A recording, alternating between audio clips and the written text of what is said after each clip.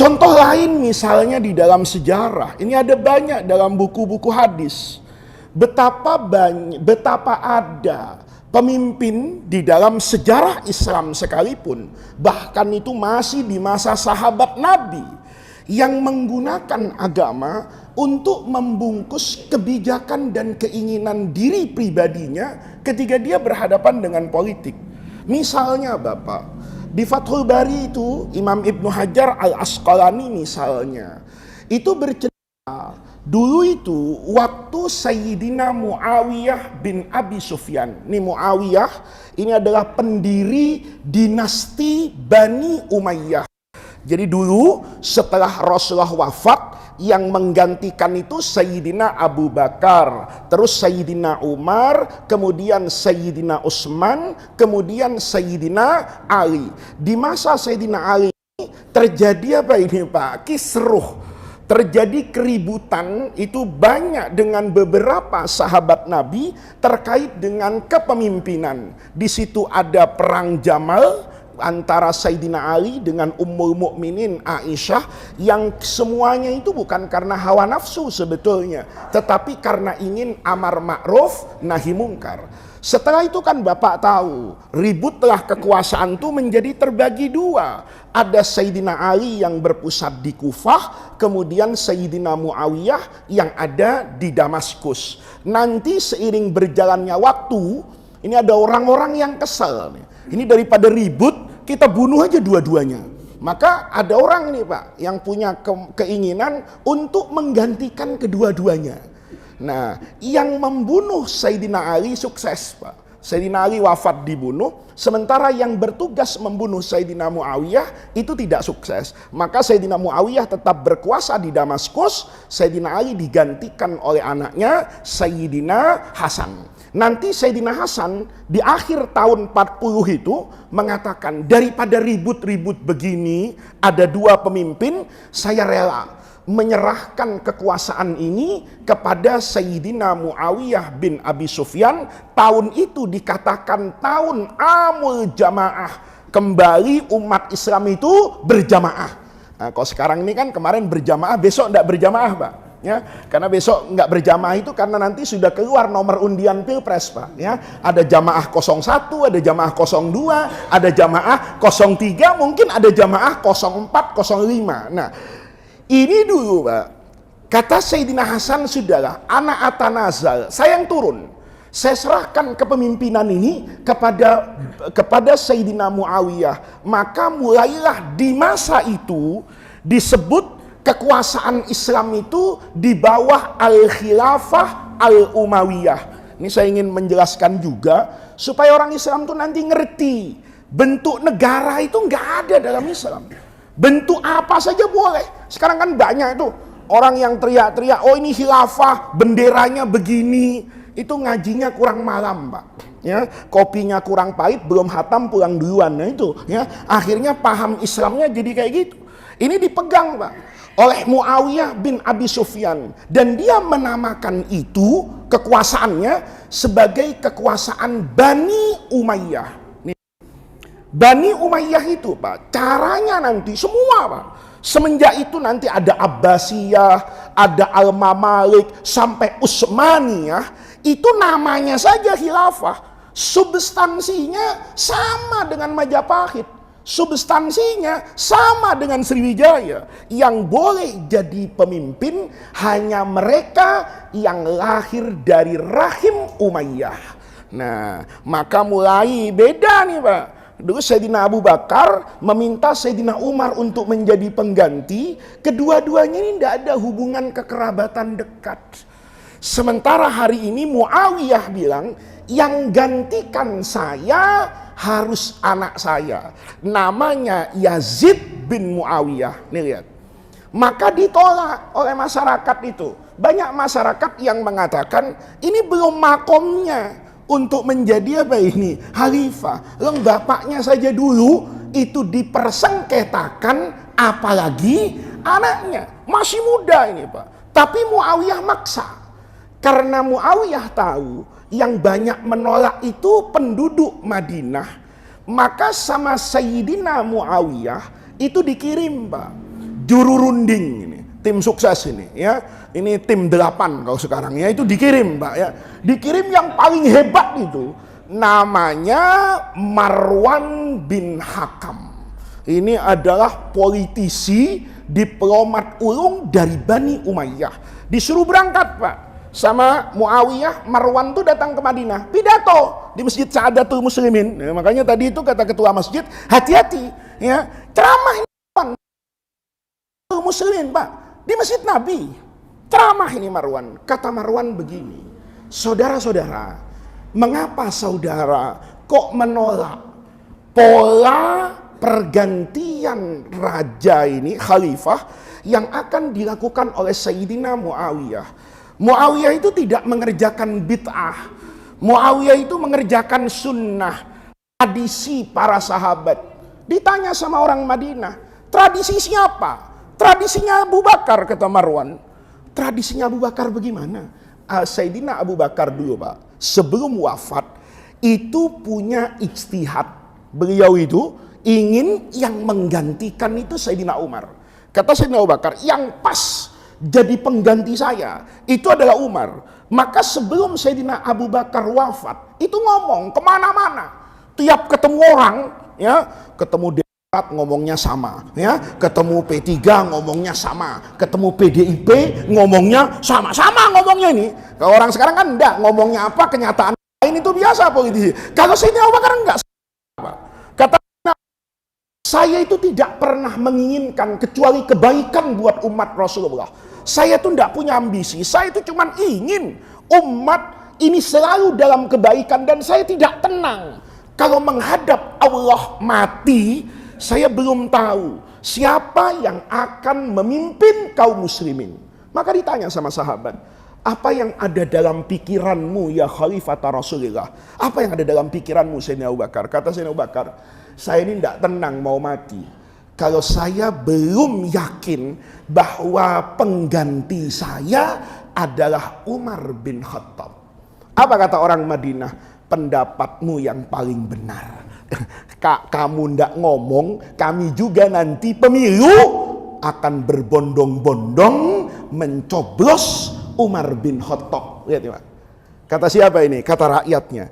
Kata Abu Bakar, alhamdulillah, ternyata pendapat saya itu disetujui oleh kalian. Maka Sayyidina Abu Bakar nulis wasiat, nanti presiden setelah saya wafat itu adalah Umar bin Khattab, dan ini sudah diridhoi oleh semua masyarakat yang ada di kota Madinah. Maka hendaknya kalian semua mengikuti baiat sumpah setia kepada Umar, sebagaimana orang Madinah menginginkan pengganti saya adalah Umar bin Khattab. Maka wafat Umar langsung, nggak lagi disidangkan dulu di DPR, di MK, nggak ada itu ya, di Majelis Syuro nggak ada, sudah langsung. Ini yang jadi siapa ini? Sayyidina Umar bin Khattab. Lihat Pak, kata Muawiyah, yang saya buat ini kan sama.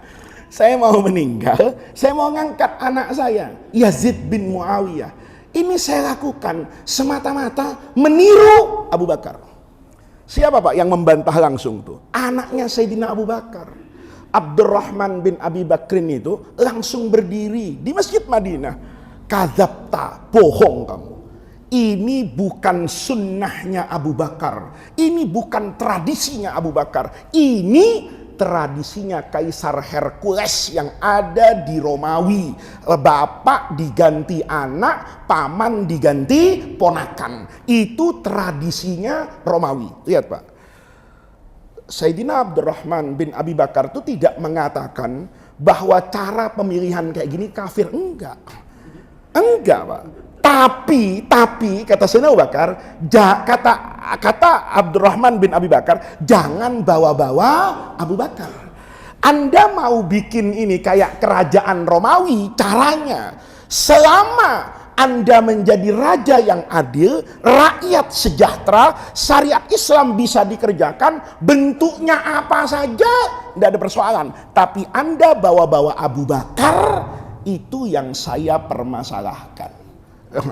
Jadi kalau Anda mau pilih presiden 01, 02, dan 03 dari 3 calon itu, karena Anda yakin dia yang bisa membawa Indonesia kepada pintu kebahagiaan halal dan thayyib.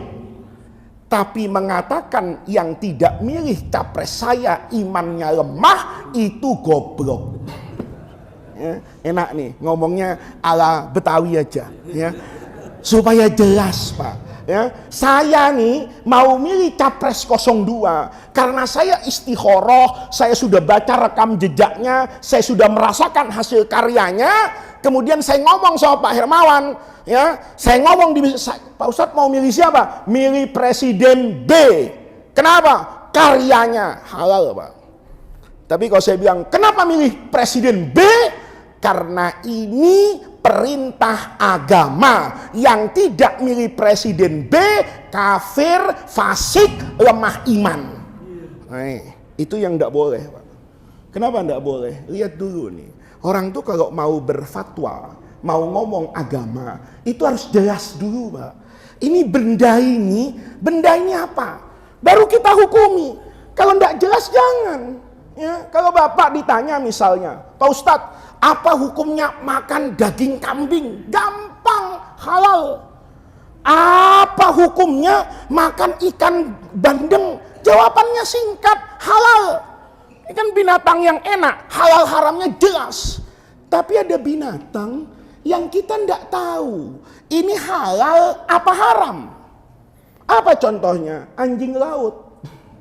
Itu binatang ngerepotin kiai. Dibilang anjing di laut, dibilang ikan mukanya anjing. Ayo cari di Quran hadis, ada nggak hukumnya anjing laut? Nggak ada Pak. Hukumnya anjing haram. Kenapa haram? Karena dia punya taring Pak. Kulazina bin ini yang punya taring menggigit dan melukai itu hukumnya apa ini? Haram untuk dimakan. Itu nas Nabi. Jadi yang punya taring itu haram. Tapi syaratnya diapain? Sembelih. Kalau tidak disembelih atau sapi sakit mati, haram Bapak makan karena bangkai.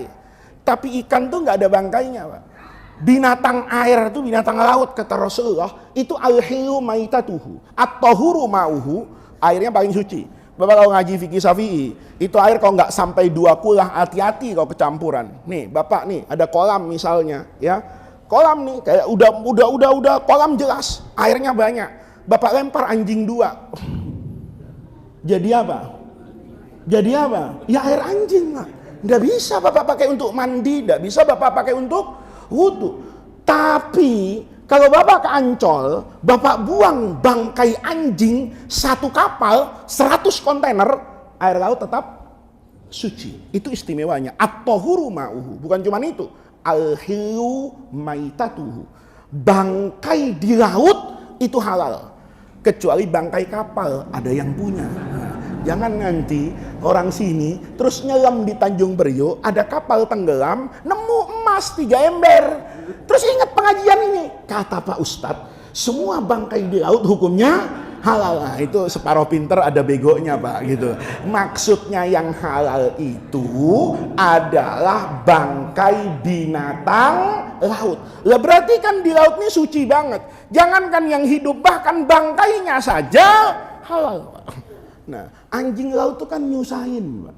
Ditanya nggak jawab, kartu keluarga nggak punya. Ya, kalau punya kakak kan enak. Ente keluarga siapa nih? Keluarga anjing apa keluarga ikan? Nah, dia ngomong anak keluarga anjing haram. Terus kakaknya jelas ini keluarga ikan. Maka hukumnya jadi halal. Karena Allah kan tidak pernah Pak mengharamkan sesuatu karena bentuk, mengharamkan sesuatu karena warna, mengharamkan sesuatu karena rasa. Apa khamr itu haram karena bentuknya benda cair? Enggak. Apa karena baunya? Apa karena rasanya? Enggak.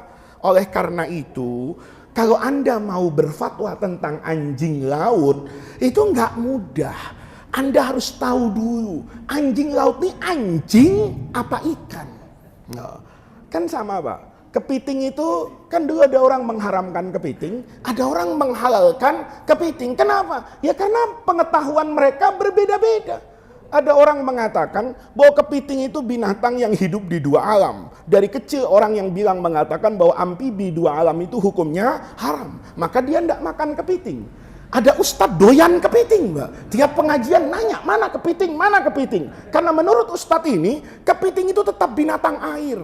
Karena dia tidak mungkin hidup tanpa air. Coba taruh di darat. Ya, 6 jam lemes itu kepiting, dia tetap harus disiram dengan air dan dia tidak mungkin hidup kecuali menggunakan air. Maka dia mengatakan ini binatang air, cuman punya kekuatan untuk hidup di luar air dalam rentang yang berbeda dengan ikan, tetapi dia tetap binatang air. Selesai, makan dia. Lah Bapak enggak usah ribut. Kalau ngelihat ada orang makan kepiting, oh ini mazhab yang halal. Kalau Bapak ngelihat orang yang tidak mau makan kepiting, ini mazhab yang haram. Tidak boleh berantem. Tapi Bapak lihat Ustadz makan babi, ya, nah, mulutnya masukin sambal 1 kontainer, Pak. Kenapa? Karena tidak ada orang yang mengharamkan babi. Begitu cara orang memahami agama. Maka sekarang kita tarik nih Pak, yang mau kita bicarakan. Ini belum bicara saya ini, baru mukadimah dulu supaya kepikiran kita itu jernih dulu. Baru sekarang kita tarik Pak. Kita bicara politik. Orang harus tahu, politik ini makhluk apa? Ini sapi, kambing, unta, apa anjing, kucing misalnya, ini bandeng, paus, apa anjing laut gitu loh. Ngerti dulu. Kalau ndak ngerti di situnya, nanti fatwanya pasti sesat. Karena al-hukmu ala syai'i, kalau saya menghukumi sesuatu, kata ulama, itu far'un an tasawwurihi. Itu merupakan kesimpulan dari gambaran saya terhadap sesuatu itu.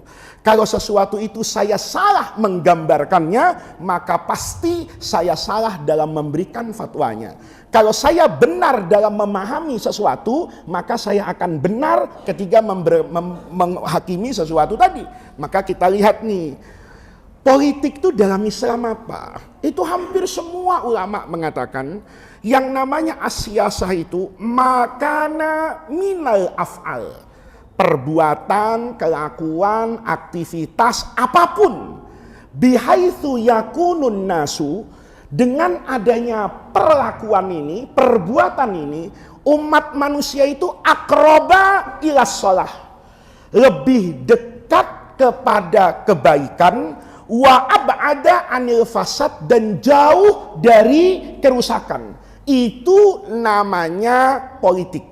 Jadi politik itu dalam Islam itu namanya siyasatud dunya, mengatur negara, wahirasatiddin, dan juga menjaga keberlangsungan agama. Ini lihat Pak, ada pekerjaan dalam Islam itu memiliki 2 dimensi Pak. Ada dimensi ibadah, tapi ada dimensi politik kenegaraan. Apa contohnya? Bapak akad nikah. Nikahnya itu ibadah. Ibadah Pak. Karena kalau Bapak berzina, jadi haram kan? Kalau Bapak nikah, jadi apa ini? Pahala. Maka nikah itu unsur itunya, Bapak meletakkan syahwat di tempat yang halal, jadi ibadah. Karena kalau diletakkan di tempat yang haram, jadi maksiat. Nih Pak, itu ibadah. Tapi Bapak nikah di KUA, itu politik Pak. Lihat nih. Bapak nikah di KUA, itu politik Pak. Politik ini bisa wajib, bisa sunnah, bisa mubah, bisa makruh, bisa haram. Nih, ayo, ada orang tanya sama saya, Pak Ustadz, orang nikah siri itu sah apa enggak? Lihat nih, jawaban kiai itu saya 90% bilang sah Pak. Tahu nikah siri? Memenuhi syarat agama. Kalau ngaji itu arkanun nikahi khomsatun, itu semua buku fikih Pak. Ya, tidak ada buku fikih bilang arkanun nikahi sitatun, tidak ada. Semuanya khomsatun. Calon pengantin laki, calon pengantin perempuan, walinya perempuan, 2 orang saksi, kemudian siroh ijab kabul. Ada 5 ini, nikahnya sah. Saya bilang kurang. Ada orang protes sama saya. Apa itu? Catat di KUA. Nanya orang itu, mana dalilnya? Nabi nggak ada itu waktu nikahan manggil KUA. Saya bilang ini orang namanya nggak ngerti agama. Dulu zaman Nabi, orang nikah itu semadinah, Pak. Nanti mudah-mudahan kita semua umroh, ya. Bapak kalau lihat Masjid Madinah sekarang, itulah kota Madinah zaman Nabi. Maka orang mau nikahan dulu itu tahu besannya siapa, anaknya kayak gimana, tahu, Pak. Kalau sekarang, dari mana saya bisa tahu nanti? Kalau laki-laki yang mau ngelamar adik saya, mau ngelamar anak saya, itu perjaka dari mana saya tahunya? Ngakunya perjaka, anaknya 5 ternyata. Bisa juga. Ada yang lebih parah. Ngaku bujang tua, cucunya 4, Pak. Ngakunya apa ini? Bujangan anak istiqomah jomblo ini. Udah 50 tahun gak dapet jodoh. Begitu ngelihat kamu, feeling saya mengatakan kamulah jodohku. Kata yang gadis 25 tahun udah gak apa-apa lah. Nikah sama apa ini? Sama yang 50 kelapa makin tua santannya mantep ini. Kan begitu kan? Nikah dia. Ngakunya jomblo, bujangan. Ternyata dari mana saya bisa tahu, Pak? Ketika anak perempuan kan banyak tuh suka-suka itu asal ustadz datang, ustadz suruh nikahkan. Saya tanya dulu, kenapa? Ya ini resiko di saya. Walinya tuh bilang gini, Pak Ustadz, tolong nikahkan ya anak saya. Oh ya udah, taukil kan begitu kan, Pak. Tapi kemudian saya harus tahu dulu ini laki-laki siapa dan perempuan ini juga siapa. Siapa yang tahu kalau ini ternyata istri orang? Ya suaminya ditinggal. Ya, ini, saya nyebut daerah ini nggak usah ada yang tersinggung. Ya, suaminya ada di Papua, Pak. Ya kan, nggak pernah tahu kita kalau perempuan itu waktu kerja ke Papua itu apa itu nikah. Dia kemudian liburan pulang ke rumahnya di Jawa ketemu laki-laki ganteng. Dia bilang kenapa gua nggak kawin sama yang ini aja? Nikahlah dia di Jakarta. Suaminya di Aceh atau di Papua atau di Miangas atau di Pulau Rote yang jauh banget. Dari mana saya tahu, Pak? Kalau ini bukan istri orang, maka saya perlu untuk meyakinkan diri saya mendatangi KUA. Oh ini memang statusnya gadis, bukan istri orang. Itu pentingnya politik. Ini kadang-kadang orang sekarang itu ya semangatnya tinggi, ilmunya kurang, Pak. Ya, orang tuh ndak usah maskeran, karena Nabi itu ndak pernah pakai masker. Lah ini kan sampai di mana pengetahuan tentang Nabi? Saya sering bilang kan di masjid ini, kita itu diperintah nyontoh Nabi, bukan nyontoh hidup di zaman Nabi. Ini penting, Pak. Saya itu diperintah untuk niru Nabi, bukan niru hidup di zaman Nabi. Yang ditiru itu bukan zaman Nabi, tapi nabinya. Saya sering bilang kan, Nabi misalnya waktu perang itu pakai baju perang, Pak.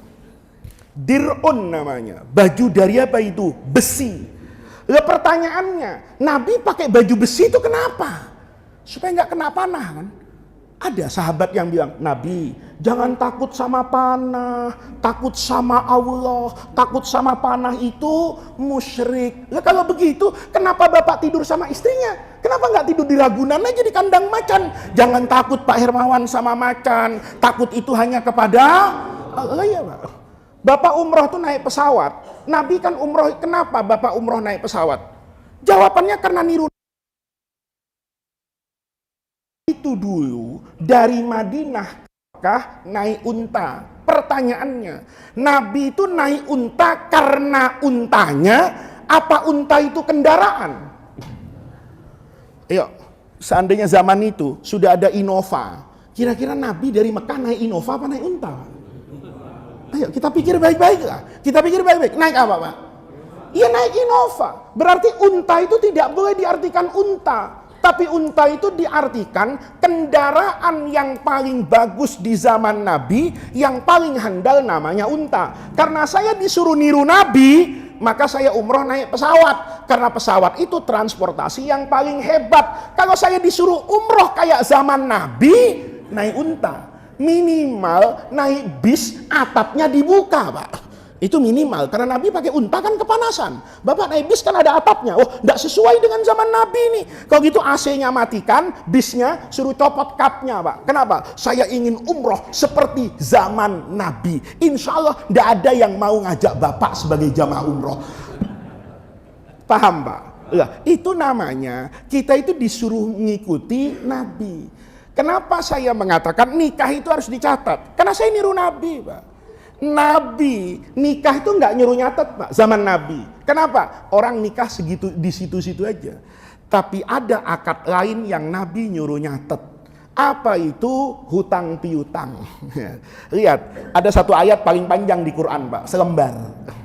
Di surah Al-Baqarah tuh sebelum terakhir, Bapak buka Quran cetakan manapun, ayat yang sebelum Bapak baca kalau tahlilan itu, amanar rasulu bima unzila itu, sebelumnya itu ayat tentang mudayanah. Itu satu lembar Quran, satu ayat. Itu kalau dipindah ke juz amma bisa 5 surah Pak. Itu kalau kulhu ditumpuk di situ, itu bisa nulis sampai 4 kulhu, itu satu ayat. Ya ayyuhalladzina amanu idza tadayantum bidainin ila ajalin musamma faktubuhu. Kata Nabi, kalau kamu hutang piutang uang, faktubuhu wal yashhad, suruh ada saksinya 2. Kenapa? Karena dulu di zaman Nabi, orang hutang tuh tidak harus satu kampung Pak. Bisa jadi orang Mekah datang ke Madinah, bisa jadi orang Madinah datang ke Mekah. Maka kata Nabi, kalau hutang piutang ini kan kita nggak kenal jati diri orang ini, catat namanya, ada yang bisa kita jadikan pegangan bahwa orang itu punya apa ini? Hutang. Itu sama Nabi suruh dicatat. Padahal kehilangan uang Pak, itu kan tidak sesakit kehilangan suami atau kehilangan istri. Ya Bapak punya istri cantik betul, ya kan? Cantik betul, mana baru seminggu nikah, cantiknya luar biasa kayak bidadari. Tahu-tahu diambil orang. Itu nyeseknya kan luar biasa Pak. Kita casing pas-pasan punya istri cantik, dia mau sama kita mungkin katarak, kan begitu. Tiba-tiba tahu-tahu dia matanya sembuh, ngelihat laki-laki lain lebih gagah, maka dia pindah ke lain hati, sedih Pak. Maka itu, ini namanya politik Pak. Nikah itu, nikahnya ibadah, tapi KUA-nya itu bagian dari siasah. Kenapa kemudian diwajibkan? Karena orang kalau menikah punya buku masing-masing, itu pasti akroba ilas sholah, lebih menjaga kemaslahatan dan jauh dari yang namanya mafsadah. Maka politik itu dipahami begitu sama ulama. Namanya politik, kalau kita lakukan kita mendapatkan kebaikan, kalau tidak kita lakukan kita mendapatkan ketidakbaikan. Maka itu namanya politik nih Pak.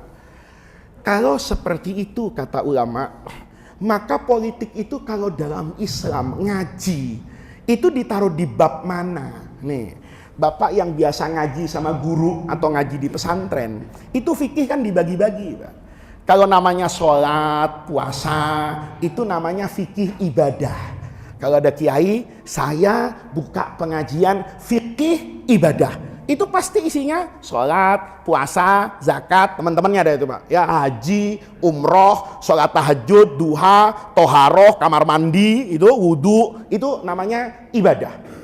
Ada fikih satu lagi, namanya fikih muamalat. Itu jual beli, sewa menyewa, begitu Pak ya. Ada nanti jinayat, mencuri, membunuh, berzina misalnya.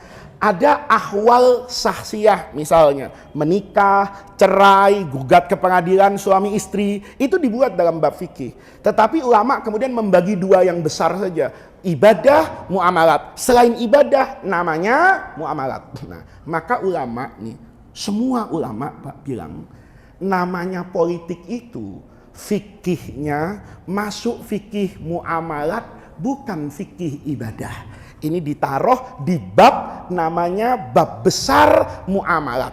Kayak jual beli, kayak sewa menyewa, itu temannya siasah dimasukkan di situ. Apa yang ingin saya katakan Pak? Kalau ibadah, Islam itu sempit Pak. Bapak mau ngapain saja dalam ibadah, itu harus ada dalilnya. Minimal dalil payung. Ya, contohnya sholat. Jelas, shollu kama ra'aitumuni usolli.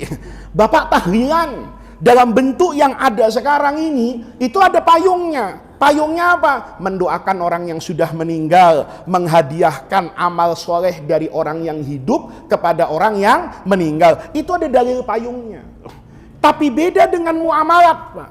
Kalau muamalat tuh Bapak tidak perlu cari dalil. Nih, Bapak nggak perlu cari dalil.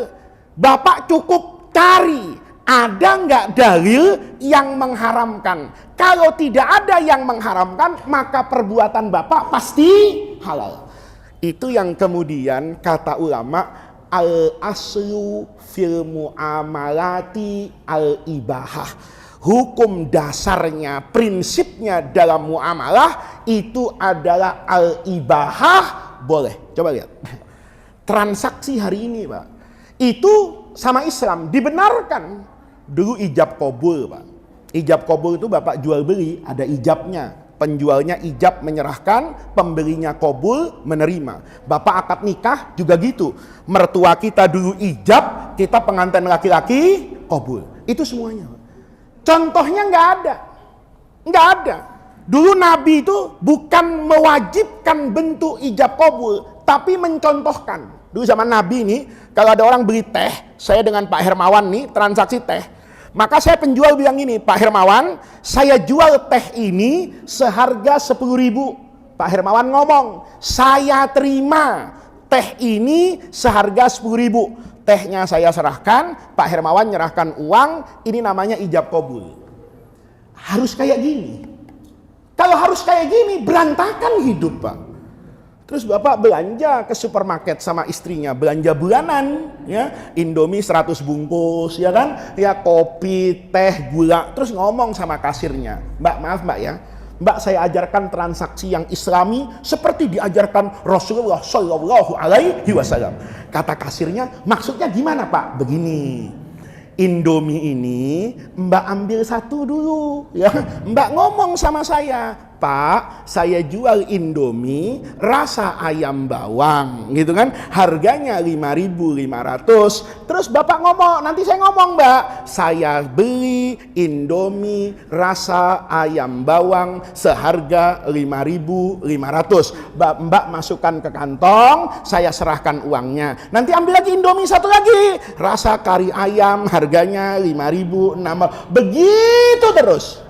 Yakin Pak, pulang benjol para bapak ya, dilempar sama orang belakang pakai kaleng susu. Kenapa? Kelamaan. Paham Pak? Sekarang nggak perlu kayak gitu. Begitu Indomie di-scan, tahu harganya 5.500, bapak diam, dimasukkan. Itu sah menurut apa itu? Islam. Akad nikah, kalau harus ketemu, banyak orang yang nggak nikah Pak. Calon suaminya di Inggris, istrinya lagi S2, sekolah di Amerika, mertuanya di Jasinga, ya kan? Mertuanya di Bogor misalnya. Terus saksinya satu di Medan, saksinya satu di Gorontalo, iya kan? Bisa nggak akad nikah? Bisa. Kenapa? Pakai video hari ini. Islam nggak ngatur itu. Pokoknya tes bener nggak? Oke, pakai Zoom. Nah, nih. Maka Bapak ada kesempatan jadi ulama, Pak. Karena dalam buku-buku fikih itu belum pernah ada akad nikah pakai Zoom. Nah, Bapak-bapak secara fikih bisa sah, bisa nggak sah? Terus saya tanya, saya yang mau nikahin nih, misalnya penghulunya, kata Pak, ini orangnya pisah semua Pak, nggak ada. Oh ya udah, saya dari kantor KUA lagi, ya kan? Pakai Zoom saya makan pisang goreng. Ini sah nggak? Bisa sah Pak. Tes. Pengantin laki-laki ada di mana? Di London. Apa kabar? Sehat? Bener kamu di London? Diliatin Pak, bener nih rumahnya. Oh iya, kelihatan di London. Oh iya, ada tukang burger macam-macam. Yakin saya. Oh ini di London. Kalau saya tes, kamu di mana sekarang? Di London. Yang benar, coba keluar ke rumahnya. Keluar dari rumahnya, ada lapak nasi uduk, lontong sayur. Kira-kira sah nggak Pak? Nggak sah. London mana ini? Makassar ini, Halim kan begitu kan? Kenapa? Lontong sayur, nasi uduk, pakai lapak, ada mama lagi di situ. Paham Pak? Tapi kalau saya yakin, ini London loh, itu Big Ben, lihat jam itu. Ini, oh iya taksinya hitam, oh iya benar kamu di London, oke. Saya cek satunya lagi, ada di mana? Di Bogor, ya kan? Begitu dia, oh iya benar ada Gunung Salak di belakang rumahnya. Yakin nggak saya kalau dia di Bogor? Yakin, oke? Siap semua ya? Yang di Amerika gimana? Semua siap? Oke, kita tes. Kedengeran suara saya? Kedengeran. Ayo, calon mertua nih, mertua, akadkan tuh. Laki-laki yang di Inggris ngomong dari Medan, ya kan? Angkah tuka, wazawwajtuka ibnati, anak perempuan saya begini-begini. Dia jawab, qabil tuh. Nih, makanya kalau mau nikah kayak gitu Pak, cek dulu. Cek apa? Pertama kuota internet. Ya. Begitu angkah tuka, muter Pak. Ini kenapa ini? Ya Allah, pulsa saya, kuota saya, habis. Ya. Mana cari duit kagak ada, ngorek-ngorek dulu di baju bininya. Masih ada kagak ya sisanya nih kan?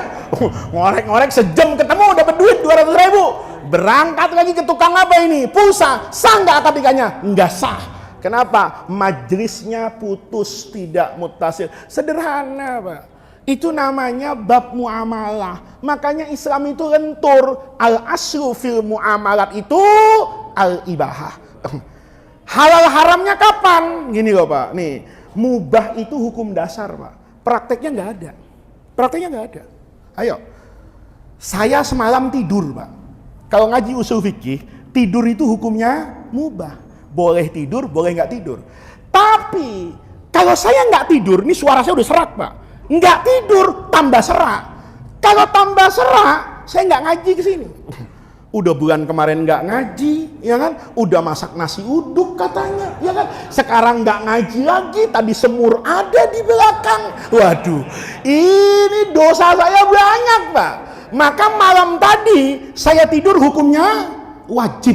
Wajib untuk apa? Untuk menggembirakan hati Bapak. Wajib untuk orang mendapatkan ilmu. Itu namanya politik. Hukum dasarnya tetap mubah. Tapi tidur itu bisa wajib buat saya, bisa haram buat Hansip Pak. Hansip disuruh siskamling, jaga kampung ya. Dia bilang, kan tidur itu hukum asalnya mubah. Gue kok nggak tidur sakit, menjaga kesehatan wajib, tidur salah dia. Kenapa dia tidur salah? Karena dia punya kewajiban jaga. Bapak nih udah tahu kontrakan mau ditagih besok. Terus bapak tidur, dibangun bangun bang, ada yang punya rumah bang. Apa hukumnya tidur di sini? Haram, karena bapak mau ngemplang kontrakan, ya nih Pak. Jadi sederhana aja. Ada yang wajib itu, ada hukumnya mubah, tapi nanti jadi wajib. Ada mubah nanti jadi sunnah. Saya ini kalau nggak tidur, ya tetap kok bisa ngaji. Maka saya tidur hukumnya apa? Sunnah saja untuk menjaga kesehatan. Tapi saya nggak tidur, tetap ngaji. Ya nggak apa-apa. Gitu loh. Itu namanya sunnah. Bisa jadi makruh, bisa jadi haram. Ini kalau ditagih hutang, tidur. Giliran yang nagih pergi, begadang. Nah ini, yang kayak gini hukumnya apa? Gak kayak gitu Pak. Nah, maka politik itu Pak, begitu dimasukkan secara konsisten oleh fuqaha, itu al-ibahah. Maka ulama mengatakan bentuk negara itu dalam Islam boleh apa saja. Mau presiden, mau raja, mau sultan, mau kaisar, itu nggak ada masalah. Maka Bapak kalau bicara Islam luas Pak. Apa hukumnya ngangkat RT? RT itu dibahas Pak dalam fikih. Cuman Bapak nggak pernah kan nemu di Fathul Qorib babu RT, nggak pernah. Tapi RT ini untuk apa? Untuk kemaslahatan. Sehingga pemerintah itu bisa menertibkan masyarakat dari yang paling bawah sampai yang paling atas. Presiden punya program ini kan harus disampaikan. Kan tidak mungkin. Terus Pak Mahfud MD keliling dari masjid ke masjid. Ya minta pensiun dia jadi menteri. Kenapa? Ya nggak punya waktu lagi, cuman ngomong aja. Maka didelegasikan. Perintah besar dari presiden boleh jadi sampai ke RT. Siapa yang berjasa mensosialisasikan? RT. Yang tanggung jawab RT, bagi-bagi bansos, ya kan? Ya, bansos yang bagi-bagi siapa? RT. Mana berasnya jelek yang diomelin? RT.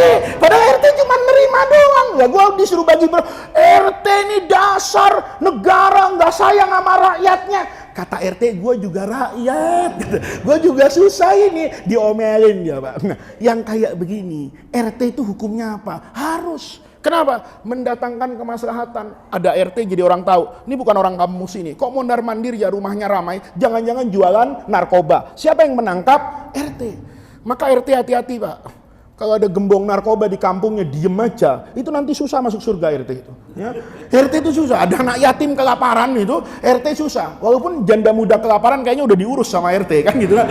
Tapi kalau sampai ada anak yatim Pak, nanti lapar, itu RT tanggung jawab. Nah, yang kayak gini nih namanya bagian dari muamalah. Mau bentuknya RT, mau bentuknya tanpa RT, terserah kata Islam. Yang penting ini bisa menunjukkan kepada kesejahteraan masyarakat. Itu bentuk negara. Jadi nggak ada Islam tuh harus khilafah, nggak ada. Islam setuju nggak dengan demokrasi? Setuju. Asal demokrasinya yang benar. Nabi itu ngajarkan demokrasi loh Pak. Di perang Uhud itu, Rasulullah itu maunya kan di dalam kota. Kata Nabi, kita bertahan saja di Madinah. Kata sahabat, enggak Rasulullah, kita harus keluar, ambil jarak dari kota Madinah. Suaranya lebih banyak yang kepengen keluar ke Gunung Uhud. Nabi ikut, itu namanya demokrasi. Yang di voting itu, perang ini di dalam kota Madinah atau di luar kota Madinah, di voting sama Nabi, boleh. Tapi sholat subuh enggak di voting Pak. Ya. Ini sholat subuh mengganggu apa enggak? Voting. Yakin Mbak di amandemen gitu. Sholat subuh mengganggu, kita semua mau ke kantor, antri begini-begini. Maka umat Islam Indonesia berdasarkan suara terbanyak yang diputuskan oleh Majelis Permusyawaratan Sholat Subuh, ya kan? Memutuskan mulai besok pagi sholat subuh diundur jam 8. Ini bener nggak? Enggak. Realitanya ada nggak? Nggak ada. Demokrasi itu kan cuma urusan kemaslahatan, Pak. Nggak ada negara demokrasi itu terus memvoting sholat subuh tuh nggak ada.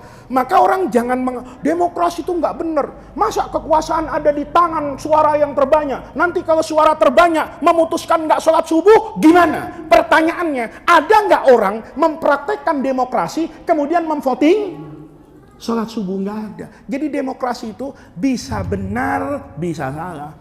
Khilafah itu bisa adil, bisa zalim. Ayo, yang menyiksa Imam Abu Hanifah itu presiden apa khalifah Pak? Yang menyiksa Imam Malik itu raja apa khalifah Pak? Semuanya bergerak khalifah Pak. Yang mencambuk Imam Ahmad hampir mati itu khalifah Pak. Namanya keren-keren, Mutawakkil, Mu'tasim, Billah, semua itu. Dia dicambuk Pak. Imam Ahmad tuh, yang kalau dicambuk itu sama sapi, kata tukang cambuknya, mati nih sapi. Itu dicambuk Imam Ahmad itu sampai cacat Pak punggungnya. Itu yang nyambuk atas nama siapa? Khalifah, bukan presiden, bukan Golkar, bukan Demokrat Pak.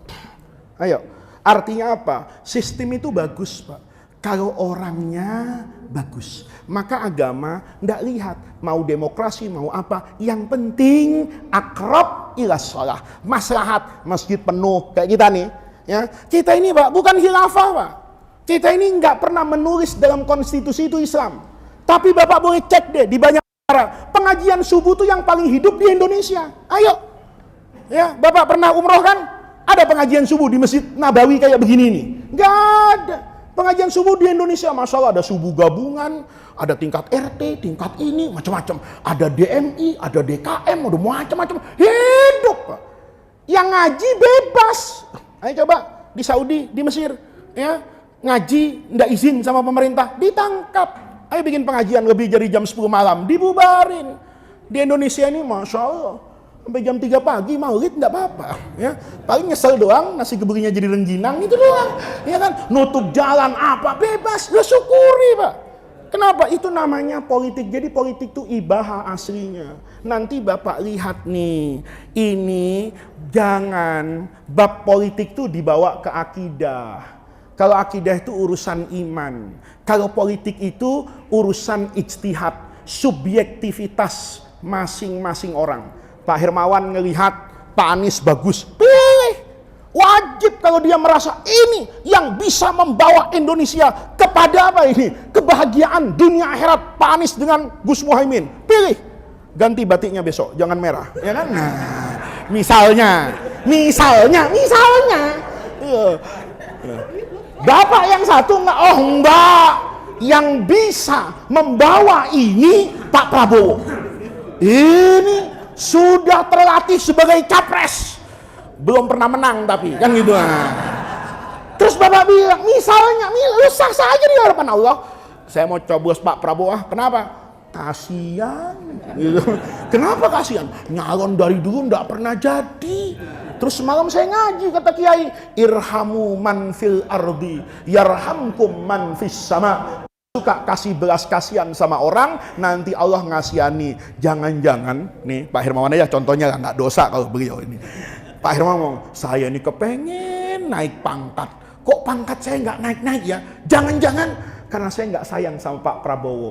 Saya pilih Pak Prabowo, mudah-mudahan Pak Prabowo jadi presiden. Karena Pak Prabowo saya angkat jadi presiden, nanti Allah sayang sama saya, Pak Hermawan diangkat jadi komisaris utama Angkasa Pura misalnya. Nggak apa-apa kan Pak? Nggak apa-apa kan? Kayaknya ini Ganjar lah. Kenapa? Rambutnya udah sama ustadz saya ini, putih-putih. Nah, itu kayaknya putih, kebanyakan mikir masyarakat Jawa Tengah misalnya. Yakin karena itu pilih. Nggak usah di masjid tuh bilang, yang nggak milih ini Islamnya nggak bener, nggak mau jihad fisabilillah. Jihad yang mana? Akhirnya semuanya sama. Saya kan dari dulu ngomong begitu kan di masjid ini, cuma orang masjid ini nggak percaya Pak. Nggak percaya, wasih aja. Ini calon Islam, ini bela Islam. Percaya Pak, semua cuma bela kekuasaan. Kalau Bapak mau jihad tuh bukan 2024, 2034 nanti Pak. Anak-anak Bapak suruh sekolah yang benar. Anak-anak Bapak akhlaknya yang benar, baca Qur'annya yang benar, bapaknya juga yang benar. Ya, makan bakwan 5, bilang 5 gitu loh. Lah kita kadang ngelihat orang Pak Haji ribut sama tukang gorengan. Saya tanya, kenapa nih Bang? Ini Pak Haji, saya dari tadi goreng habis Bu, tapi dia bilang cuma makan 3. Kalau kita Pak masih suka ngemplang gorengan, terus mau dapat pejabat yang jujur, itu nggak dikasih sama Allah. Kama takununa yuwalla alaikum, kata Rasulullah. Kan sama tuh. Kita ini kalau kepengen punya istri yang mana? Yang solihah. Semua jawaban. Tapi kita lupa jadi orang soleh Pak. Saya kepengen punya istri itu yang dermawan. Tapi dirinya pelit. Nggak dikasih sama Allah. Nggak pasangan. Gitu. Kalau suaminya pelit, istrinya dermawan, 3 hari cerai Pak. Kenapa? Bininya nyumbang. Suaminya ngomel. Allah adil. Dikasih pasang-pasangan. Yang masjid, yang dangdut. Supaya enak kelihatannya. Kalau itu kan gak enak Pak. Satu pulang dari masjid bawa berkat, yang satu habis dangdutan teler. Wah rusak nih, pemandangannya gak indah. Jadi Bapak kalau mau jadi pemimpin yang benar, ayo robah Pak. Kita benerin kita dulu. Kan Allah gak nyuruh saya benerin orang Pak. Yang Allah suruh tuh ku anfusakum. Rumah saya benerin, rumah orang lain bener. Nih kalau rumah saya bener, rumah Pak Hermawan bener, lama-lama se-RT bener, RT ini bener, selama se-RW bener, sekota Jakarta bener, Jakarta Timur bagus, Jakarta bagus, Jakarta Utara bagus, lama-lama se-Jakarta bagus, tularin Jawa Barat, benerin, lama-lama se-Indonesia. Kita ini jangan-jangan sama Allah ndak dikasih pemimpin yang benar, karena kita cuma sering nunjuk pemimpin tapi lupa untuk nunjuk diri sendiri. Jangan-jangan kita cuma nyuruh pemimpin sabar, tapi kita sendiri tidak punya kesabaran yang bisa kita bawa untuk mati menghadap Allah. Jangan-jangan kita cuma nyuruh orang lain jujur, tapi kita sendiri tidak pernah jujur. Jadi Ahlus Sunnah wal Jamaah itu memahami politik itu bagian dari muamalat. Al-aslu fil muamalat itu al-ibahah, tinggal dilihat kemaslahatannya. Pilihan saya kepada A itu karena dilandasi oleh kemaslahatan. Jangan yang kemudian maslahat ini dibawa ke bab akidah. Yang beda pilihan dengan saya berarti beda iman, beda Islam, beda akidahnya. Nggak boleh. Itu cuman sekedar saya ingatkan. Jadi di masjid ini bapak-bapak bicara politik tuh boleh. Politik yang apa? Politik yang merupakan norma agama. Saya bilang, saudara-saudara, kalau pilih pemimpin, kata agama, itu yang jujur, yang adil. Adil itu kata-kata dengan lakunya sama. Pemimpin itu harus yang ini, yang ini, yang ini. Boleh. Itu namanya kiai. Kalau dilanjutin, pemimpin itu sidik, amanah, fatona, orangnya namanya Ganjar, itu tim sukses, gitu loh. Ya, itu bukan kiai, itu tim sukses. Bapak doa kan sering saya ngajarin di sini, Pak. Doa itu ndak pernah Allah ndak menjawab doa kita, tapi kita sering kecewa dengan permintaan kita. Doa, Pak, ada yang jelek? Nggak ada. Rabbana atina fid dunya hasanah. Cuman yang jelek itu otak kita. Hasanah itu diartikan mobil. Rabbana atina fid dunya hasanah. 20 tahun dia doa, kok mobil nggak datang-datang ya? Berhenti dia doa, kan goblok Pak. Jangan-jangan hasanah itu ya doa 20 tahun itu. Ayo, Kalau nanti kita sudah ada di akhirat, Pak, milih mana? Dikasih mobil Toyota, apa dikasih istiqomah doa 20 tahun yang nggak dijawab sama Allah? Ayo. Jadi doa itu Allah pasti jawab, Pak. Tapi kita akan kecewa dengan permintaan kita. Makanya kita doa, ya Allah, jadikan Indonesia ini baldatun thayyibatun warabun ghafur. Presidennya siapa? Itu udahlah. Yang kita doa, kita ikhtiar. Bapak pelajari nih, besok nih. Bapak ke dokter, milih-milih kan, Pak?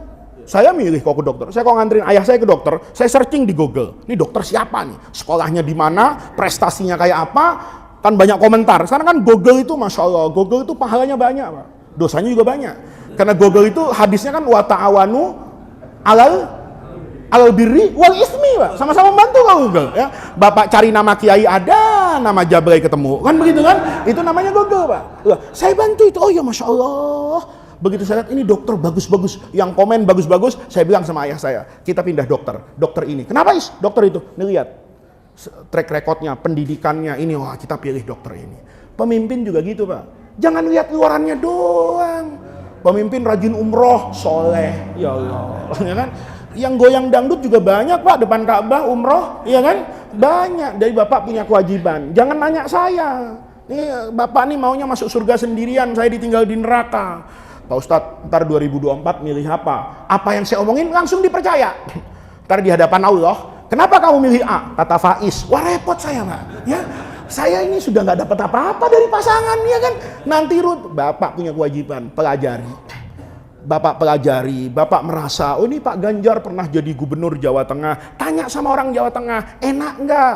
Bapak di DKI ini, Pak Anies pernah jadi gubernur. Kira-kira apa yang berubah dari Jakarta? Tambah enak apa tambah nggak enak? Jujur sama Allah, gitu. Kalau tambah enak, ngomong sama Allah. Kalau tambah nggak enak, ngomong sama Allah. Jangan munafik. Kalau yang satu dicekek-cekek, yang satu dipuji-puji. Yang satu maha benar dengan segala kelakuannya, yang satu maha salah dengan segala kebaikannya. Nah itu, berani kritik Ganjar, berani kritik Pak Anies, berani kritik Prabowo. Itu enaknya saya, karena nggak pernah foto sama yang tiga itu, Pak. Ya, nggak pernah dapat air dari mereka, nggak pernah dapat apa-apa. Maka suara saya galak. Mau suara saya nggak galak? Deketin, ya kan? Kasih ini loh. Jadi kalau nanti Bapak ya bukan ngajarin suzon, Pak. Kalau ada yang lemes-lemes tuh hati-hati, Pak. Ya, ada orang yang pokoknya Pak Anies bener terus, Ganjar bener terus, Prabowo bener terus. Hati-hati, Pak. Nggak ada manusia yang bener terus, Pak. Imam Syafi'i aja punya mazhab qadim, punya mazhab jadid. Itu Imam Syafi'i. Imam Malik tuh ngoreksi dengan pendapatnya. Kita ini enggak. Kalau sudah cinta, subhanallah, tidak ada pemimpin sesoleh si A, tidak ada pemimpin sebaik si B. Semua aibnya dicari logika pembenarannya. Orang tuh kata guru saya, kalau alim salah ngaku, kalau orang bodoh salah berfilsafat. Nih, ayo jujur sekarang. Kalau sudah punya calon, Pak, Masya Allah, Bapak jadi pengacaranya. Ini begini, oh enggak begitu. Dia itu maunya begini. Jelas salah, dibela. Itu nanti, Pak. Ya, tulisan Bapak di WhatsApp tuh. Ada loh di akhirat, Pak. Dan Bapak harus ingat loh. Allah itu Ghafurur Rahim. Bapak salah punya apapun, selama enggak musyrik kepada Allah, istighfar diampuni. Tapi Google, YouTube, Instagram itu enggak mengampuni dosa Bapak. Sekali ada di situ, ila yaumil qiyamah, enggak kehapus, Pak. Hati-hati. Maka ini ya guidance. Masa dari 2014 nggak pernah kita itu ngambil ibroh. Dulu kan kita begitu kan, Pak. Yang satu partai malaikat, yang satu partai setan. Kan ternyata kedua-duanya bukan malaikat dan kedua-duanya bukan setan. Tapi sekarang tenang, diulangi lagi, Pak. Nggak ada minta maafnya itu. Yang si B, ayo. Saya bukan ngajarin Bapak berani sama ulama, enggak. Cuma saya ngasih warning sama ulamanya. Ya, nggak apa-apa kalau saya ngomong, kan sama-sama kiai, nggak kualat gitu loh. Ya. Nah, kalau Bapak yang ngomong kan nanti kualat tuh. Nah, kalau saya kan enggak, sama, saya ngomong kayak gitu. Supaya hanya aksamul miyah, air dalam Islam nggak tahu. Tohirun mutohirun itu apa? Syarat rukunnya sholat lupa, tapi nama capres tertanam di dalam sanubari. Sampai ngigonya nama capres, Pak, Masya Allah. Ya. Ini yang bisa saya sampaikan. Jadi kita di masjid ini kita ajarkan itu pada norma Islam. Pilih pemimpin yang baik. Yang baik itu siapa? Beda-beda. Ya, Beda-beda. Kalau sudah beda-beda, di masjid jangan bicara itu. Ayo, ini satu contoh. Kalau saya besok kampanye capres A, yakin Bapak yang mau milih capres B nggak datang ke pengajian saya. Kenapa lu nggak ngaji?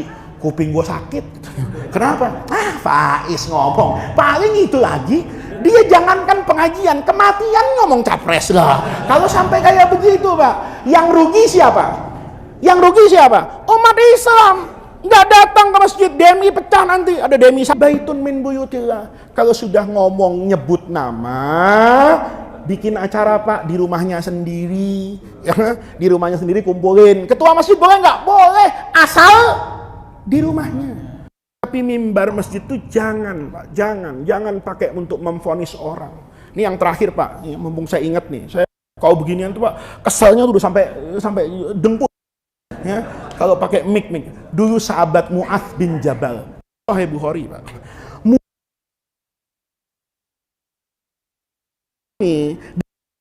Ada yang bisa jadi imam di kampungnya, nggak ada yang bisa jadi imam, tapi Mu'adznya nggak sholat berjamaah sama Nabi. Jadi dia kalau sholat itu 2 kali Pak. Jadi makmumnya Nabi dulu, begitu salam dia lari. Ditanya sama Nabi, kemana lo? Nggak ada yang ngimamin di kampung. Mana kampungnya di BSD Pak? Masya Allah, lari dia. Satu ketika Mu'adz tuh sholat Isya jamaah sama Nabi, enak betul, masuk dalam hatinya bacaan Nabi itu. Karena enak, diulangi di kampungnya Pak. Ya, jadi sholat Isya nih dia sama Nabi nih, Nabi sholat Isyanya panjang bener, ditiru sama Mu'adz. Pulang sampai BSD, baca Al-Baqarah rakaat pertama Pak. Makmum di belakang ini, supir belubet Pak, targetnya belum Pak. Gua naksi dari pagi, ya Allah, argo masih 200.000 nih. Kata belubet, masih kurang 600 ini untuk dianggap target 750.000. Mana belum bensin, belum makan gua kan. Ini bagaimana Al-Baqarah, mana udah jam 9:30 malam Pak. Lihat nih. Makanya makmum tuh nggak ada syaratnya Pak, tapi imam itu banyak kriterianya. Dia main Al-Baqarah aja. Kata makmum, amblas argo gua katanya. Maka dia ngapain Pak? Mufarokoh, mundur dia, langsung ruku, sujud, ngebut nih 4 rakaat, salam, tabur Pak. Kalau sekarang ada yang moto Pak, ya mungkin DKM di belakang, dicek, ya Allah, diajak sholat kabur munafik loh. Lihat nih, sering nggak kita gitu? Menghakimi dan menghukumi orang dari apa yang kita lihat dan apa yang kita dengar tanpa kita pernah tahu kenapa orang itu melakukan itu. Diviralkan Pak. Diaduin lagi ke saya imamnya nih yang nggak bener nih Pak. Tahu nggak Pak Ustadz tadi? Dia tuh mufarokoh Pak Ustadz, nggak mau dia berjamaah. Mu'adznya ngomong Pak, munafik dia. Diajak sholat kabur PKI. Ya. Kalau orang Islam diajak sholat seneng, yang takut sama Al-Baqarah PKI. Namanya orang Pak, diaduin lagi nih ke supir taksi. Lo katanya PKI lo. Kata siapa? Kata Mu'adz. Ya Mu'adz kok bisa begitu? Nggak terima dia. Ngomong ke Rasulullah, ya Rasulullah, kemarin itu muridmu tuh Rasulullah, Mu'adz bin Jabal, rakaat pertama ngegas Al-Baqarah. Bagus kata Nabi, bagus ya Rasulullah, tapi argo ini, ya, saya di rumah belum ngasih makan anak istri saya. Terus ngapain kamu? Ya saya mufarokoh ya Rasulullah. Mufarokoh, saya cepat-cepat supaya saya bisa cari uang, besok pagi istri saya bisa belanja, kata Nabi. Ya bagus, enggak apa-apa. Masalah tapi Nabi, saya dikatakan di depan orang banyak oleh Mu'adz kalau saya itu orang munafik karena saya keluar dari shaf berjamaah. Siapa yang dimarahin sama Nabi? Mu'adz, dipanggil. Afattanun anta ya Mu'adz, kamu mau ngerusak masjid Mu'adz, kamu mau buat fitnah kerusakan. Jangan sampai nanti orang tidak mau berjamaah ke masjid Sa'adatul Muslimin karena imamnya rakaat pertama selalu baca Al-Baqarah. Ayo Bapak mohon maaf, sama dengan saya Pak, itu dulu waktu saya kecil itu ada jadwal imamnya Pak. Nggak tahu kalau sekarang ada imamnya kan, imam A, imam B, imam C. Itu saya masih kecil Pak, saya tandain Pak, imam B saya merahin. Kata ibu saya, kenapa? Ini lama kok jadi imam. Saya nanti malam nggak terawih ke situ, cari yang cepetan. Saya tandain Pak, yang merah-merah tuh saya tandain. Kenapa? Boleh jadi. Dia terawih panjang-panjang tuh nggak salah Pak. Kenapa? Dia mau mengingatkan bagaimana dulu Rasulullah itu terawih. Tapi makmum belakang juga nggak salah, Pak. Kalau kemudian milih yang kulhu, kenapa? Lah dia kerja dari pagi sampai apa ini? Siang, sampai sore, pulang-pulang udah isya. Untuk terawih kulhu saja udah orang soleh, Pak. Ya, kalau nggak soleh, udahlah, terawih hukumnya sunnah, ya kan? Nggak terawih juga nggak apa-apa, gua kerja capek. Masa, Pak? Ada orang yang sudah capek-capek dari pagi mencari nafkah untuk anak istrinya makan rezeki yang halal, kemudian terawih di Masjid Sa'adatul Muslimin sudah 30 menit, ya, mazhab al-hakumut takasur dengan kulhu, keluar masjid, Bapak bilang dasar munafik, terawihnya kulhu, gua dong kayak Nabi. Rokaat pertama Al-Baqarah, rokaat kedua ya nggak apa-apa. Anda sehat, Anda kaya, Anda punya Alfamart 100, ya kan? Anda tidurnya pules. Malah kalau terawihnya kulhu salah, gitu loh, Pak. Nah, kalau kayak gini kan adem, ya, bapak-bapak, kita terus ngaji, jaga persatuan, ya. Agama Islam itu tidak pernah meminta persamaan. Agama Islam itu membolehkan adanya perbedaan, tetapi yang dijaga oleh agama Islam, jaga kita semua. Allah berikan kita taufik dan hidayah, Allah jaga masjid kita, Allah naungi kita semua dengan rahmatnya, Allah jadikan jam'ana hadza jam'an marhuma wa tafarruqana min ba'dihi tafarruqan maksuma. Mudah-mudahan Allah Subhanahu wa ta'ala senantiasa meneguhkan keimanan, keislaman serta keihsanan. Allahumma la tahrimna khaira ma indaka li syarri ma indana. Kurang lebihnya saya mohon maaf. Wallahu muwaffiq ila aqwamit thariq. Wassalamualaikum warahmatullahi wabarakatuh.